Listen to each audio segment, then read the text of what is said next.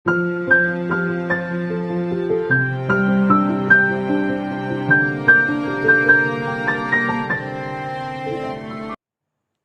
స్తోత్రాలు. కొత్తపల్లి మిఠా పాస్టర్ విశ్వాసులందరికీ ప్రభువైన యేసుక్రీస్తు నామంలో నా యొక్క స్తుతి స్తోత్రాలను చెల్లించుకుంటున్నాను.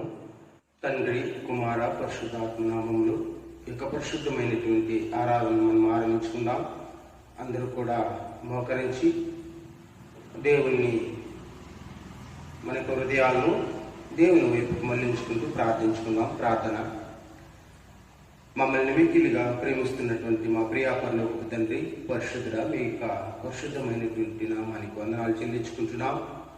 దేవా, యొక్క విశ్రాంతి దినంలో ప్రభా మేమందరం కూడా ఏకంగా కూడి మీ యొక్క నామాన్ని స్తుతించడానికి, పాటలతో నిన్ను మహింపరచడానికి మీరు ఇచ్చినటువంటి మంచి సమయాన్ని బట్టి మీకు వందనాలు చెల్లించుకుంటున్నాం.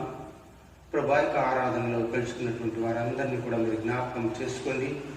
దేవా, యొక్క రోజుల్లో, ఆపత్కరమైనటువంటి రోజుల్లో అనేక మంది కాలగర్భంలో కలిసిపోయినటువంటి యొక్క కాలంలో ప్రభా మమ్మల్ని సజీవ లగ్నిలో ఉంచి మమ్మల్ని సుఖభద్రముగా కాపాడి ప్రభా నీ యొక్క ఆలయానికి రప్పించి నేను మహిమపరచడానికి మీరు ఇచ్చినటువంటి మంచి ఆయుష్ని బట్టి మీకు వందనాలు చెల్లించుకుంటున్నా. యొక్క ఆరాధన ప్రభా ఆది నుండి అంతం వరకు కూడా జరిపించండి. ఎవరెవరైతే వచ్చారో ప్రభా ఏ యొక్క కోరికలతో వచ్చారో వారి యొక్క కోరికలన్నింటినీ కూడా తీర్చేటువంటి దేవుడు, సజీవుడిగా లేచినటువంటి దేవుడు, మా మధ్యలో పరిశుద్ధ ఆత్మ ప్రభా మాతో నివసిస్తున్నటువంటి దేవుడు మీరు.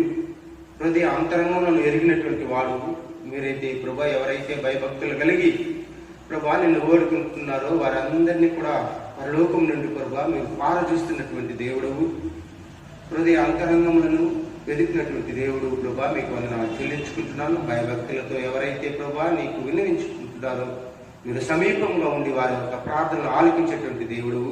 మరి యొక్క పరిశుద్ధమైనటువంటి దినాన్ని ప్రభా మేము ఆరంభించుకుంటున్నాము. ఆది నుండి అంతం వరకు కూడా ప్రభా మాతో ఉండి పరిశుద్ధ ఆత్మ చేత ప్రేరేపించి మాకు మంచి సమాధానాన్ని మీరు దయచేస్తారని మా రక్షకుడైన యేసుక్రీస్తు వారి దివ్యనామంలో అతి మిక్కిలి వినయముగా వేడుకుంటున్నాను మా పరలోక గొప్ప తండ్రి, ఆమేన్. అందరూ కూడా లేచి నిలబడి ఒక పాటను పాడుకొని మనకు ఆరాధన మనం ఆరంభించుకుందాం. అది నవజీవన ఆత్మీయ గీతంలో నుంచి 2వ పాట, స్తోత్రం చెల్లింతుము స్తుతి చోత్రం చెల్లించమన్నటువంటి పాటను మనం పాడుకుందాం. అందరూ లేచి నిలబడి చప్పట్లతో దేవుని మహింపరుస్తాం. స్తోత్రం చెల్లింతుము స్తుతి స్తోత్రం చెల్లింతుము యేసునాథుని మేలులు తలచి, యేసునాథుని మేలులు తలచి స్తోత్రం చెల్లింతుము స్తుతి స్తోత్రం చెల్లింతుము.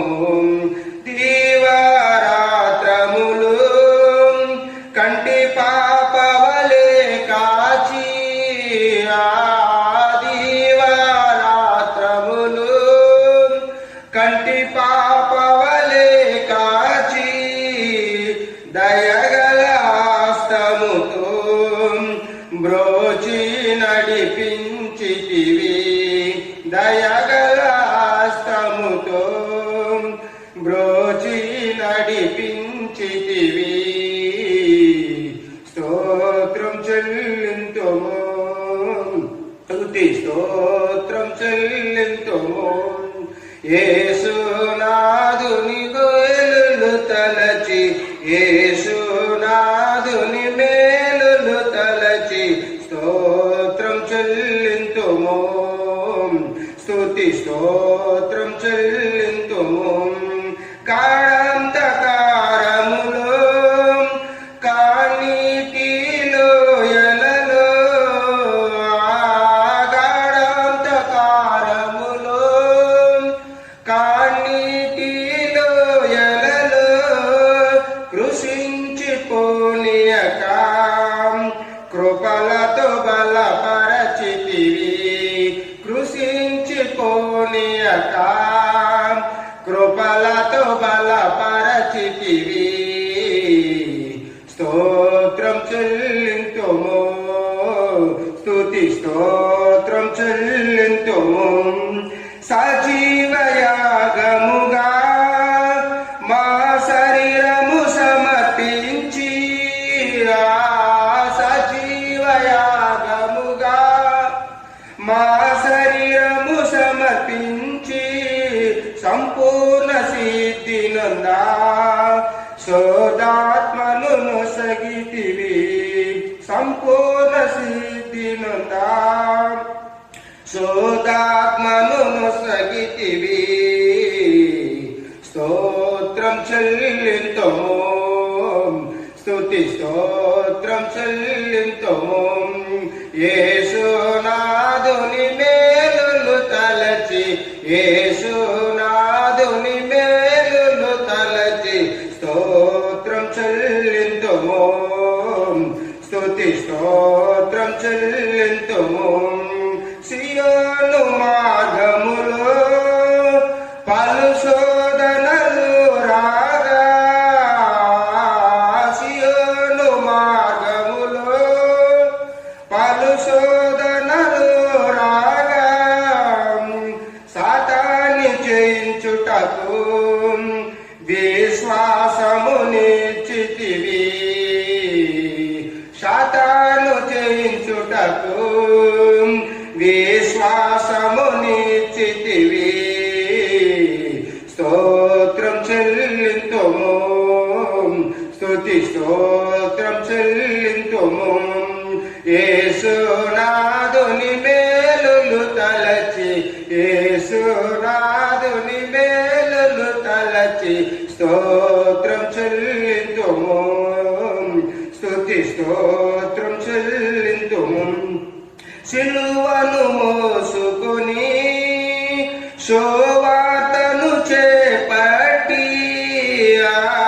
సిలువను మోసుకొని శోవార్తను చేపట్టి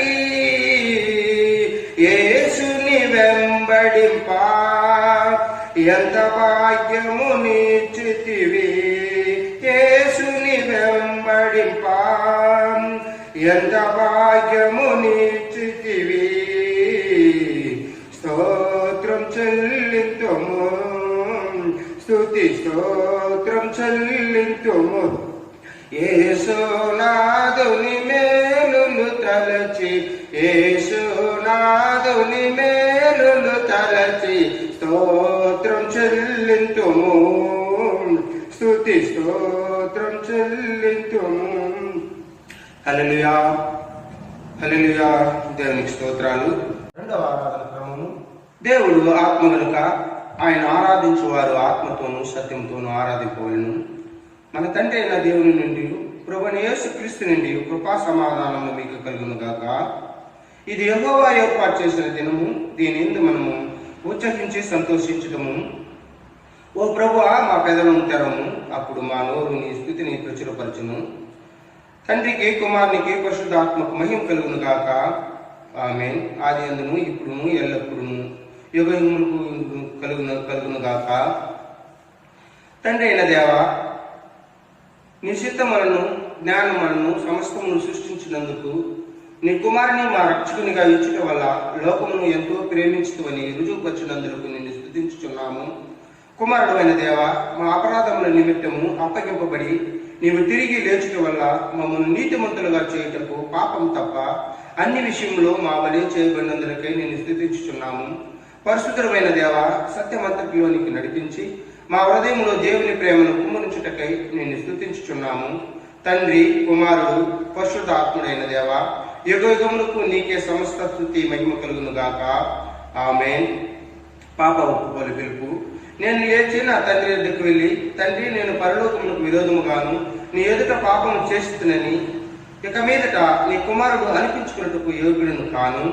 మనము పాపము లేని వారమని చెప్పుకునే ఎడల మనల్ని మనమే మోసపుచ్చుకుందుము, మరియు మనలో సత్యం ఉండదు. మన పాపములను మనము ఒప్పుకునే ఎడల ఆయన నమ్మదగిన వాడును నీతిమంతుడు గనుక మన పాపములను క్షమించి సమస్త దుర్నీతి నుండి మనలను పవిత్రులుగా చేయును. మనమందరం మోకరించి మౌనముగా ఉండి మనము పరీక్షించుకుందాము. అందరూ మౌనంగా ఉండి మనము పరీక్షించుకొని దేవుని ఎదుట మన పాపములను ఒప్పుకొని వారిని విడిచిపెట్టుటకు మనమందరం కూడా ఆయత్తంగా ఉందము. సర్వశక్తి గల దేవుని ఎదుట మన పాపములను వినయమనతో ఒప్పుకుందుము. సర్వశక్తి మిక్కిలి కనికరముల తండ్రి, తప్పిపోయిన గొర్రెల వలె మేము నీ మార్గము తప్పి తిరిగితిమి. మా హృదయముల ఆలోచనను ఆశలను మిక్కిలి అనుసరించితిమి. నీ పరిశుద్ధమైన ఆజ్ఞలను మీరితిమి. మేము చేయవలసిన చేయరానివి చేసితిమి.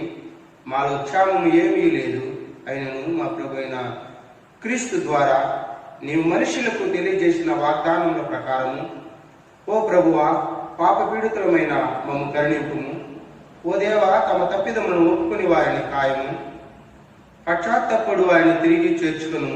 మరి మిక్కిలి కనికరముల తండ్రి, నీ పరిశుద్ధమైన నామమునకు మహిమ కలుగులాగున మేము ఇక భక్తి నీతి సుబుద్ధులతో జీవించలాగున ఆయన నిమిత్తము దయచేయము. ஆமென்.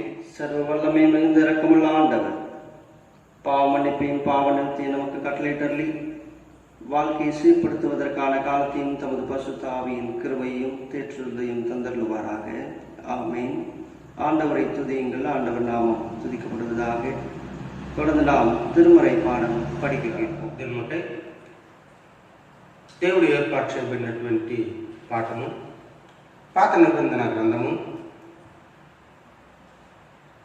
నిర్గమాకాండము 3వ అధ్యాయము వాక్యములు 13 మొదలుకొని 17 వరకు భయభక్తులతో చదివి ఆలకింతుము. నిర్గమాకాండము 3వ అధ్యాయము వాక్యములు 13 మొదలుకొని 17 వరకు. మోషే, చిత్తగించుము, నేను ఇశ్రాయేలు యొద్దకు వెళ్ళి వారిని చూచి మీ పితరుల దేవుడు మీ యొద్దకు నన్ను పంపినని వారితో చెప్పగా, వారు ఆయన పేరేమని అడిగిన ఎడల వారితో నేనేమి చెప్పాలని దేవుని అడిగిను. అందుకు దేవుడు, నేను ఉన్నవాడును అనువాడునై ఉన్నానని మోషేతో చెప్పెను. మరియు ఆయన, ఉండువాడు నీ యొద్దకు నన్ను పంపినని నీవు ఇశ్రాయేలుతో చెప్పవలెను. మరియు దేవుడు మోషేతో ఇట్లనెను, మీ పితరుల దేవుడైన యెహోవా అనగా అబ్రహాము దేవుడు, ఇషాకు దేవుడు, యాకోబు దేవుడు యెహోవా మీ యొద్ద నన్ను పంపినని నీవు ఇశ్రాయేలుతో చెప్పవలెను. నిరంతరము నా నామము ఇదే, తరతరములకు ఇది నా జ్ఞాపకార్థ నామము. నీవు వెళ్ళి ఇశ్రాయేలీయుల పెద్దలు పోగు చేసి, మీ పితరుల దేవుడైన యెహోవా అనగా అబ్రహాము, ఈషాకు, యాకోబుల దేవుడు నాకు ప్రత్యక్షమై ఇట్లెను, నేను మిమ్మల్ని ఐగుప్తులో మీకు సంభవించిన దానిని నిశ్చయముగా చూచితిని. ఐగుప్తు బాధల్లో నుండి పాలు తేనెలు ప్రవహించే దేశములకు అనగా కానానీయులు, హిత్తీయులు, అమోరీయులు, పెర్జీయులు, హివీలు, యెబూసీయులు ఉన్న దేశములకు మిమ్మల్ని రప్పించదని సెలవిస్తునని వారితో చెప్పాను. చదవలసినటువంటి వేద గ్రంథము చదవగా ముగించినది. கிறிஸ்துக்கே மகிமை கலுகுனுகாக. ஆமென்.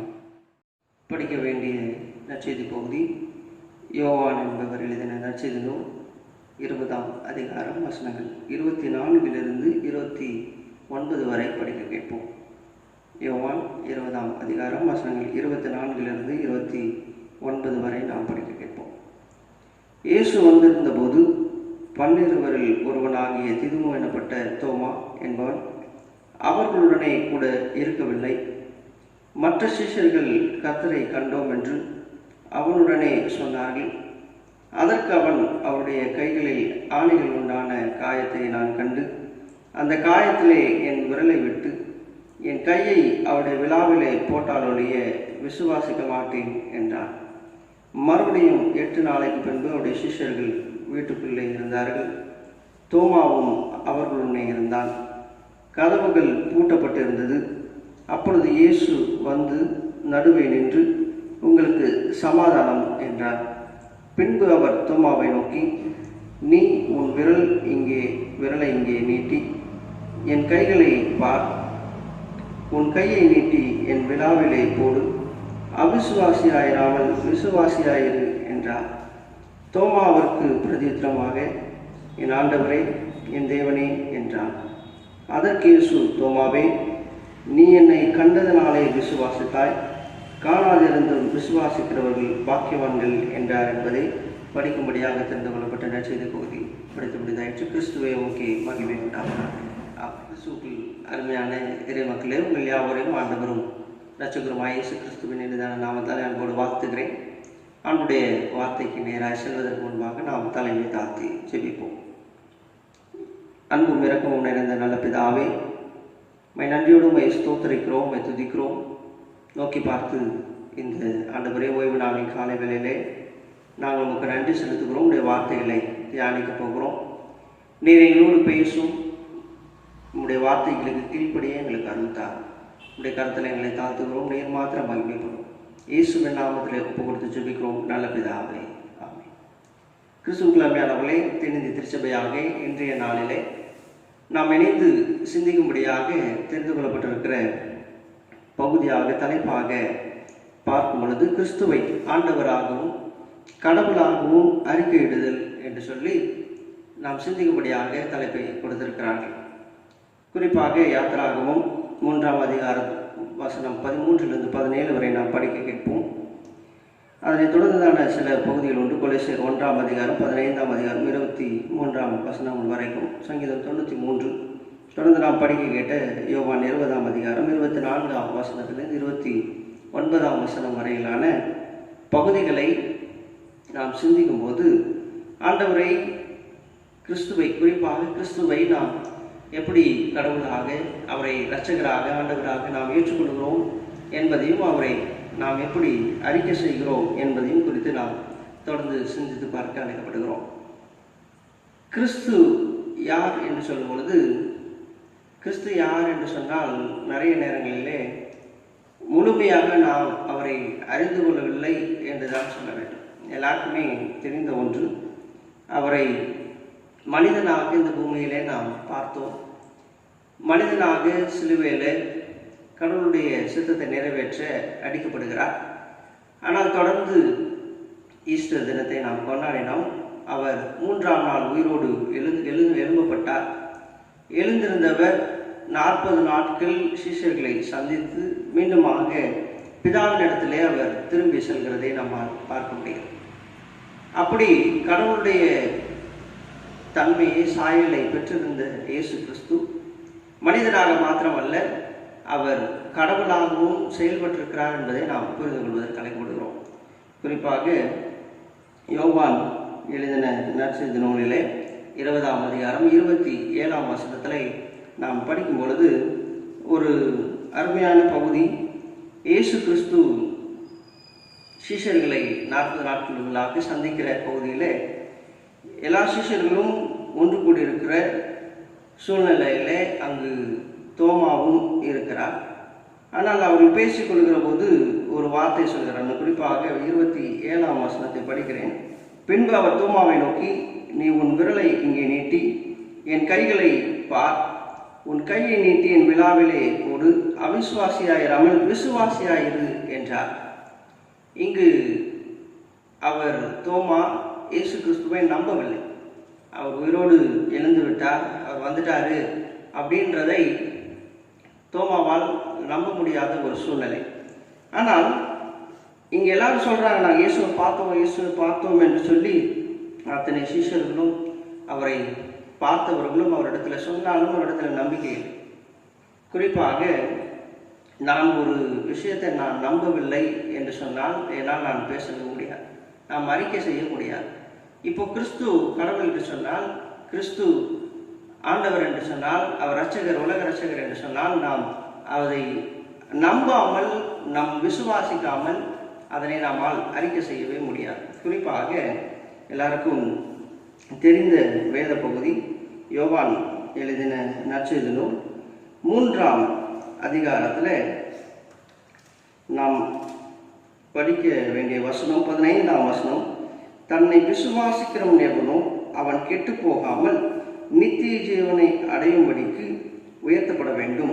16ஆம் வசனத்தில், தேவன் தம்முடைய ஒரே பேரான குமாரனை விசுவாசிக்கிறவன் எவனோ அவன் கெட்டு போகாமல் நித்திய ஜீவனை அடையும்படிக்கு அவரை தந்தருளி எவ்வளவாய் உலகத்தில் அன்பு கூர்ந்தார். யோவான் 3ஆம் அதிகாரம் 16ஆம் வசனம். அனைவரும் அறிந்த ஒன்று, இயேசுவை தன்னுடைய சொந்த குமாரனை அவர் இந்த பூமிக்கு கொடுக்கிறதை நம்மால் பார்க்க முடியும். ஆனால் அந்த சொந்த குமாரனை விசுவாசிக்கிறவன் எவனோ அவன் கெட்டு போகாமல் நித்திய ஜீவனை அடையும்படிக்கு அவரை இந்த உலகத்திற்கு தந்தார் என்று சொல்லி வேதம் அழகாக கற்றுக் கொடுக்கிறதை நம்மால் பார்க்க முடியும். குறிப்பாக யோவான் நற்செய்தியாளர் அதை அருமையாக எழுதுகிறார். சொல்லும் பொழுதே ஒரே பேரான குமாரனை விசுவாசிக்கிறவன், அது யார் என்று சொன்னால் இயேசு கிறிஸ்து. அது அவரை விசுவாசிக்காதவன் எவனோ விசுவாசிக்கிறவனிடத்திலே தான் அவன் கெட்டு போகாமல், விசுவாசிக்கலன்னு சொன்னால் கெட்டு போய் விடுவார்கள் என்பதை வேதம் தெளிவாக சொல்லுகிறது. விசுவாசிக்கிறவர்களுக்கு அவர் கெட்டு போகாமல் நித்திய ஜீவன் அடையும்படிக்கு அவரை தந்தருளி எவ்வளவாய் உலகத்தில் அன்பு கொண்டார்.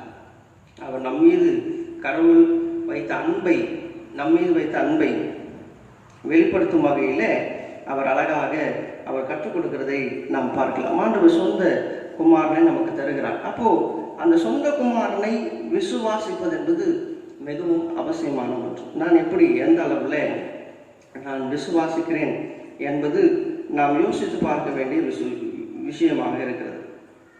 பல்வேறு நேரங்களிலே நாம் நம்முடைய விசுவாசத்தை சோதித்து பார்ப்பதில்லை. நான் நம்புகிறேன் அப்படின்னு சொன்னால் எப்படி அவரை நம்புகிறேன்? இங்கு தோமாவை குறித்து பார்க்கும் பொழுது அங்கு அவர் பார்க்கிறார், இயேசு கிறிஸ்துவை நேரில் பார்த்ததனாலே நம்புகிறார். ஆனால் இயேசு கிறிஸ்து முன்பாகவே சொல்லியிருக்கிறார், நான் மீண்டுமாக உயிரோடு 3ஆம் நாள் எழுந்திருப்பேன் என்று சொல்லுகிறார். அதை யாராலும் நம்ப முடியவில்லை. காணாமல் விசுவாசிக்கிறவர்கள் பாக்கியவான்கள் என்று சொல்லும் பொழுது ரொம்ப அழகான ஒரு வசனம். பிலிப்பியர் 2ஆம் அதிகாரம் 11ஆம் வசனத்தை நாம் வாசிப்போம் என்று சொன்னால் நான் வாசிக்கிறேன். பிதாவாகிய தேவனுக்கு மகிமையாக இயேசு கிறிஸ்து கர்த்தர் என்று நாவுகள் யாவும் அறிக்கை பண்ணும்படிக்கும் எல்லா நாமத்திற்கும் மேலான நாமத்தை அவருக்கு தந்துள்ளினார். இயேசு கிறிஸ்து கர்த்தர் என்று நாவுகள் யாவும் அறிக்கை பண்ணும்படிக்கும். அப்போ இயேசு கிறிஸ்து தான் கர்த்தர், அவர் ஒருவர் தான் கடவுள், அவர் ஒருவர் தான் விடுதலை தருகிறவர், அவர் ஒருவரை தான் நான் நம்ப வேண்டும், நான் அவர் ஒருவரை தான் விசுவாசிக்க வேண்டும் என்று சொல்லி இங்கு பிலிப்பியருக்கு பவுல் அழகாக எழுதுகிறதை நம்மால் பார்க்க முடியும். அப்போ நான் ஆண்டவரை விசுவாசிப்பதற்கு நாவுகள் யாவும் அறிக்கை பண்ண வேண்டும் என்று சொல்லுகிறார். அப்போ நான் அறிக்கை செய்ய வேண்டும் என்பது அவசியமான ஒன்று. நான் நம்புறேன்னு சொன்னால் நான் சொன்னது போல நான் பேசுவேன், நான் நம்புகிறேன். நான் ஒரு விஷயம் கண்ணில் பார்க்குற ஒரு தமிழில் ஒரு பழமொழி உண்டு. சொல்லுவாங்க, கண்ணால் காண்பது போய் காதால் கேட்பது போய் தீர விசாரிப்பதை மெய் என்பார்கள். ஆனால் இங்கே அப்படியே அல்ல. நான் பார்த்து விசுவாசிப்பதை விட அதில் குறிப்பாக யோவான் 20ஆம் அதிகாரத்திலே அதே பகுதியில் பேதுருவுக்கு சொல்லும்போது ரொம்ப அருமையாக தோமாவுக்கு சொல்லும்போது அவர் அழகாக சொல்லுகிறது. 29ஆம் வசனத்தை வாசிக்கிறேன். அதற்கு இயேசு, தோமாவே, நீ என்னை கண்டதினாலே விசுவாசித்தாய், காணாதிருந்தும் விசுவாசிக்கிறவர்கள் பாக்கியவான்கள் என்றார். அப்போ நான் பார்க்காமலே அவரை விசுவாசிக்க வேண்டும். நான் குறிப்பாக சீஷர்கள் காலத்தில் இயேசு அவர்களோட கூடவே இருந்தார். ஆனால் அவர் கூட இருந்த வரைக்கும் அவரை நம்புறாங்க. ஆனால் இயேசு இறந்த பின்பு அவர்களால் நம்ப முடியவில்லை. ஆனால் மீண்டும் உயிரோடு வந்ததை பார்த்த ஒவ்வொரு சீஷர்களும் அவரை தொடர்ந்து நம்புகிறார்கள். அவருக்காக தொடர்ந்து அவர்களுடைய விசுவாச வாழ்க்கையில அவர் நிலைத்திருக்கிறார்கள், வாழ்கிறார்கள் என்பதை நாம் புரிந்து கொள்வதற்கு அழைக்கப்படுகிறோம். குறிப்பாக பிலிப்பியர் 2ஆம் அதிகாரம் 6ஆம் வசனத்திலிருந்து 11ஆம் வசனத்தை நாம் தொடர்ந்து வீட்டில் வாசித்து பார்ப்போம்.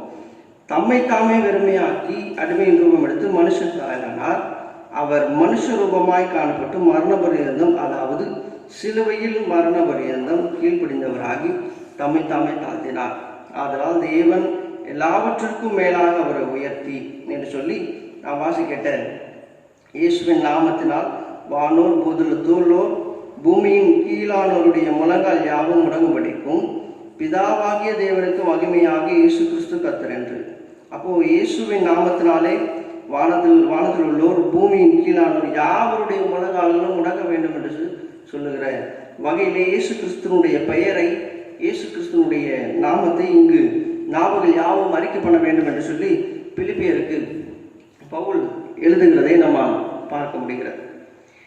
ஆண்டவரை நான் எந்த அளவில் நான் விசுவாசிக்கிறேன்?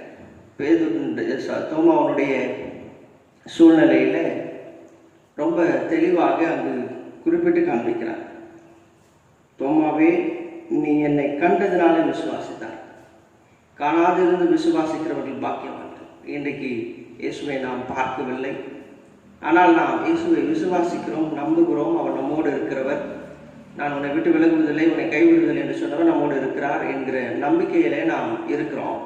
அப்போ அந்த நம்பிக்கையை விசுவாசத்தில் நான் எவ்வளவாக வளர்ந்திருக்கிறேன் என்பதை நாம் சிந்தித்து பார்க்க விடுகிறோம்.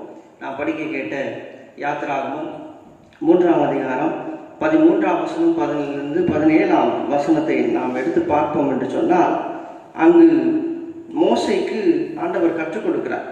நான் யாருன்னு சொல்லு, யாரை நீ என்னை அனுப்புறது யாருன்னு சொல்லி, நான் போய் யாரை சொல்வேன் அப்படின்னு சொல்லும்போது 14ஆம் வசனத்தில் அதற்கு தேவன் இருக்கிறவராகவே இருக்கிறேன் என்று மோசேயுடனே சொல்லி, இருக்கிறேன் என்பவர் என்னை உங்களிடத்துக்கு அனுப்பினார் என்று இஸ்ரவேல் புத்திரரோடு சொல்வாயாக என்றார். இருக்கிறவராகவே இருக்கிறார். அவர் நேற்றும் இன்றும் என்றும் மாறாதவர். இதன் தெளிவாய் சொல்லுகிறார். அப்போ அவர் நேற்றைக்கு ஒரு மாதிரி, இன்றைக்கு ஒரு மாதிரி, நாளைக்கு நம்மிடத்துல ஒரு மாதிரியாக அல்ல. ஆனால் நம்முடைய விசுவாசத்தை ஆண்டவர் கனப்படுத்துகிறார். விசுவாசத்தின் வழியாக நமக்கு பலனை தருகிறார் என்பதை நாம் சிந்தித்து பார்க்க அழைக்கப்படுகிறோம். நம்முடைய விசுவாசம் எப்படி இருக்கிறது? இன்றைய நாளில் நாம் சோதித்து பார்க்க அழைக்கப்படுகிறோம். குறிப்பாக ஏசாயா தீர்க்கதரிசன புஸ்தகம் 43ஆம் அதிகாரத்தை நாம் எடுப்போம் என்று சொன்னால் 10ஆம் வசனத்தில் நான் அதை வாசிக்கிறேன். ஏசாயா 43ஆம் அதிகாரம் 10ஆம் வசனம். நானே அவர் என்று நீங்கள் உணர்ந்து என்னை அறிந்து விசுவாசிக்கும்படிக்கு நீங்களும் நான் தெரிந்து கொண்ட என் தாசனும் எனக்கு சாட்சிகளாக இருக்கிறீர்கள். என்னை அறிந்து விசுவாசிக்கும்படிக்கு நீங்களும் நான் தெரிந்து கொண்ட என் தாசனும் எனக்கு சாட்சிகளாக இருக்கிறார். இயேசு கிறிஸ்துவை குறித்து அன்று சீஷர்கள் சாட்சி கொடுத்தார். இயேசுவை பார்த்த பின்பு அவர்கள் ஒரு நாளும் திரும்பி பின்பாக செல்லவில்லை. அவர்கள் ஒவ்வொரு நாளும் சாட்சி கொடுத்து இன்றைக்கும் அவர்கள் சாட்சியாக வாழ்ந்திருக்கிறார்கள், அவரோடு இருக்கிறார்கள் என்பதை நாம் புரிந்து கொள்ள அழைக்கப்படுகிறோம். குறிப்பாக இந்த வசனத்தை நாம் படிக்கும் பொழுது ஏசாயா 43ஆம் அதிகாரம் 10ஆம் வசனம், இன்றைக்கு நாம் சாட்சியாக இருக்கிறோம்.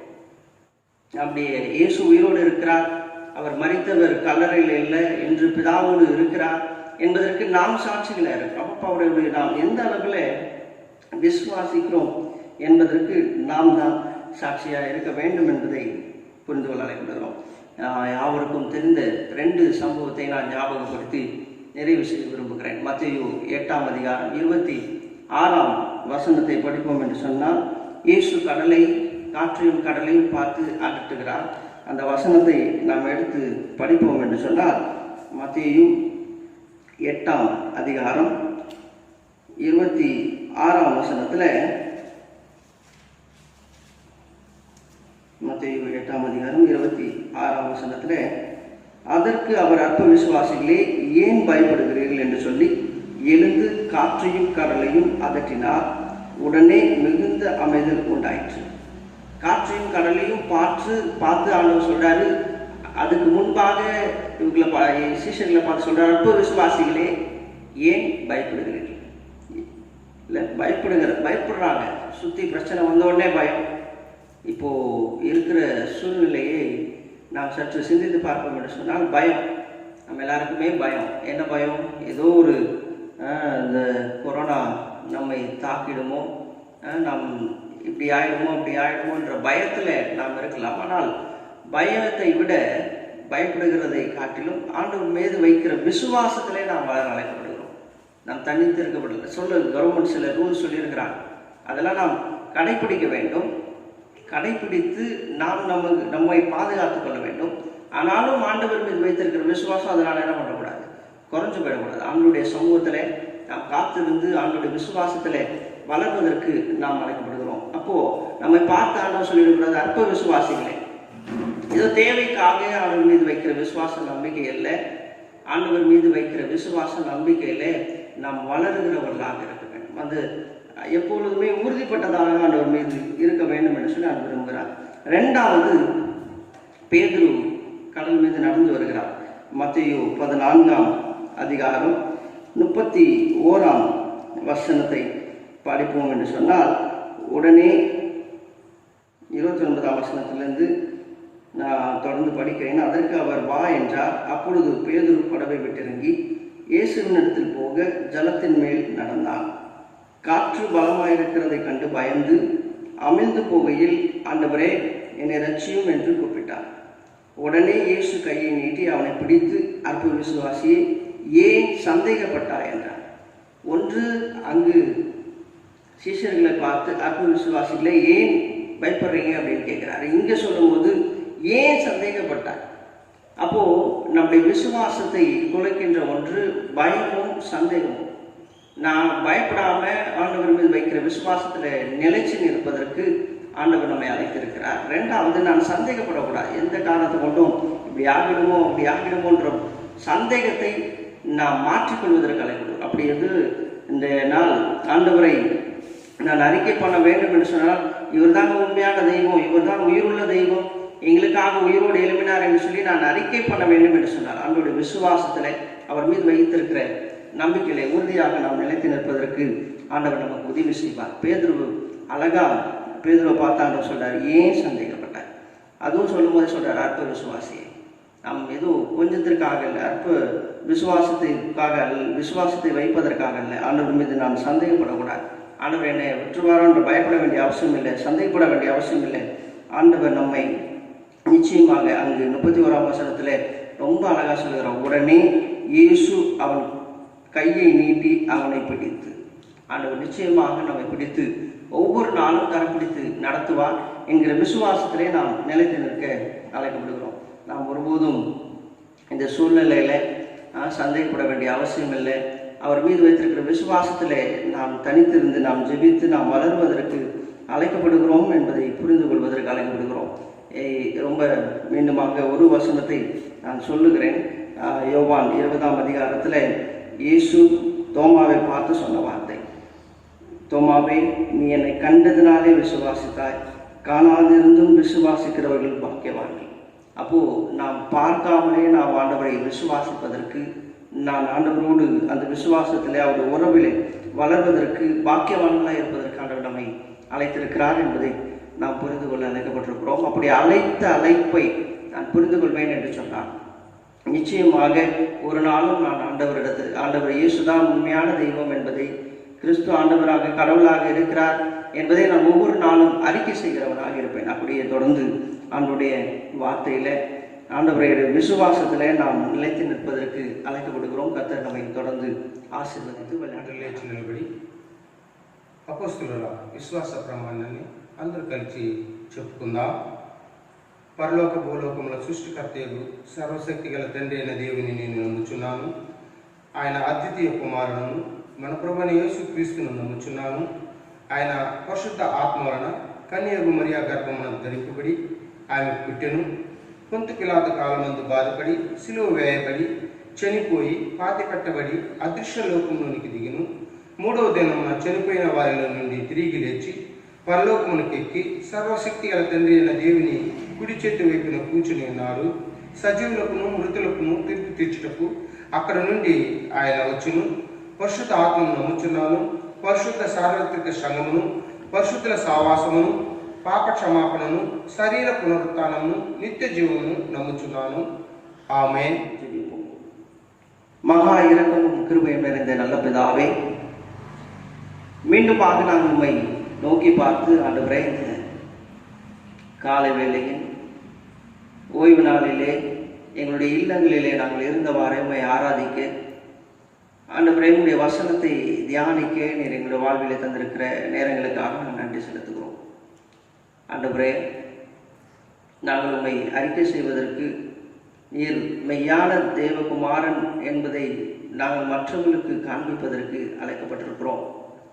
ஆனால் எங்களுடைய இந்த சூழ்நிலையிலே விசுவாசத்தை சோதித்து பார்க்க, எங்களுடைய விசுவாசத்தை ஆண்டவரே நாங்கள் உரசி பார்க்க அழைக்கப்பட்டிருக்கிறோம் என்பதை உணர்ந்து கொள்கிறோம்.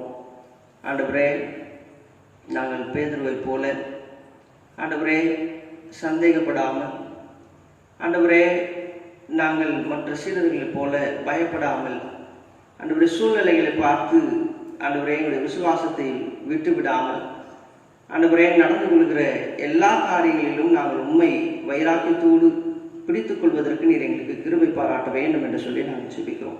உங்களுடைய பாதத்தில் எங்களை தாழ்த்துகிறோம். உடைய பிரசன்னம் எங்களோடு இருந்து தாங்கட்டும். ஆண்டவரே நாங்கள் இல்லங்களிலே முடக்கப்பட்டிருந்தால் உம்மோடு கொண்டிருக்கிற உறவிலே நாங்கள் ஐக்கியப்பட விசுவாசத்திலே எங்களுடைய விசுவாசத்தை இந்த காலங்களில் நாங்கள் வளர்த்துக் கொள்வதற்கு எங்களுக்கு தொடர்ந்து உடைய விசேஷித்த பாதுகாப்பு ஆண்டவரே எங்களுடைய தேசங்களிலே எங்கள் நாடுகளிலே ஆண்டவரே எங்களுடைய பகுதிகளிலே எங்களுடைய இல்லங்களிலே ஆண்டவரே தங்கும்படியாக ஆண்டவரே உன்னதமானவருடைய மறைவில் இருக்கிறவன் சர்வ வல்லவருடைய நிலையில் தங்குகிறான் என்கிற வசனத்தின்படி உன்னதமானவருடைய மறைவிலே எங்களை வைத்து நீர் பாதுகாக்கும்படியாக பராமரிக்கும்படியாக நாங்கள் கொடுக்கிறோம். உடைய கரம் தாங்கட்டும். நம்முடைய ஆண்டவரே எங்களுடைய விசுவாசத்தை நாங்கள் ஒருபோதும் அறிக்கை பண்ண வெட்கப்படாதபடி ஆண்டவரே உடைய நாமத்தை உயர்த்த நீர் எங்களுக்கு அருள் தார். உடைய கரம் தாங்கட்டும். தொடர்ந்து ஆண்டவரே எங்களுடைய மக்களை நாங்கள் நினைத்து பார்க்கிறோம். தேவைகளில் உள்ளவர்களை ஆண்டவரே துன்பத்திலே துயரத்தில் இருக்கிறவர்களை நாங்கள் நினைத்து பார்த்து உடைய கரத்தில் அர்ப்பணிக்கிறோம். தங்களுடைய வாழ்வாதாரத்தை ஆண்டவரே வேலை இழந்து நிற்கிற சூழ்நிலைகளிலே உடைய கரம் தாங்கும்படியாக இந்த சூழ்நிலைகள் எல்லாம் ஆண்டவரே இந்த வைரஸ்ல இருந்து ஆண்டவரே உடைய பிள்ளைகளை பாதுகாத்து நீர் விடுதலை செய்யும்படியாக நாங்கள் செபிக்கிறோம். பாதிக்கப்பட்டிருக்கிற ஆண்டவரே உடைய இந்திய தேசத்தில் பாதிக்கப்பட்டிருக்கிற ஒவ்வொரு நபர்களையும் குடும்பத்தாரையும் உடைய கரத்தில் கொடுக்கிறோம். இந்த சூழ்நிலைகள் ஆண்டவரே இந்த தேசங்களிலே குறைந்து வருகிற சூழ்நிலைகளுக்காக நாங்கள் நன்றி செலுத்துகிறோம். எல்லாவற்றையும் நீர் மாற்றுவீர் என்று சொல்லி நாங்கள் விசுவாசிக்கிறோம். அந்த நம்பிக்கையிலே ஜெபத்திலே நாங்கள் இன்னும் உறுதியாக உண்மையை பற்றிக் கொள்வதற்கு நீர் எங்களுக்கு இருக்கிறார். தொடர்ந்து இதை பார்த்து கொண்டிருக்கிற ஒவ்வொருவரையும் கர்த்தர் ஆசீர்வதியும் நன்மை நடத்தும். இயேசுவின் நாமத்தில் ஒப்பு கொடுத்து ஜெபிக்கிறோம் நல்ல பிதாவே, ஆமென். பரம நிலங்களில் இருக்கிற எங்கள் பிதாவே, உடைய நாமம் பரிசுத்தப்படுவதாக, உடைய ராஜ்யம் வருவதாக, உடைய சித்தம் பரமண்டலத்திலே செய்யப்படுவது போல பூமியிலும் செய்யப்படுவதாக. அன்றுள்ள அப்பத்தை எங்களுக்கு என்று தாரும். எங்களுக்கு விரோதமாய் குற்றம் செய்களை நாங்கள் மன்னிக்கிறது போல எங்கள் குற்றங்களை எங்களுக்கு மன்னி எங்களை சோதனைகள் பிரவேசிக்க பண்ணாமல் தீமையிலிருந்து ரட்சித்துக்கணும். ராஜ்யமும் வல்லமையும் மகிமையும் என்றைக்கு உடையவர்களே, ஆமென். நம்முடைய ஆண்டவராகிய இயேசு கிறிஸ்துவின் கிருபையும் பிதாவாகிய தேவனுடைய அன்பும் பரிசுத்த ஆவியானவருடைய அன்பின் ஐக்கியம் சமாதானமும் ஆசீர்வாதமும் நடத்தும் என்றும் என்று சதா காலங்களில் நம் அனைவருடன் குடும்பங்களோடும் நீடித்து நிலைத்திருப்பதாக, ஆமென். என் ஆத்துமாவே கர்த்தரை ஸ்தோத்திரி, என் முழுவதுமே அவருடைய பரிசுத்த நாமத்தை ஸ்தோத்திரி. என் ஆத்துமாவே கர்த்தரை ஸ்தோத்திரி, கர்த்தர் செய்த சகல உபகாரங்களையும் மறவாதே.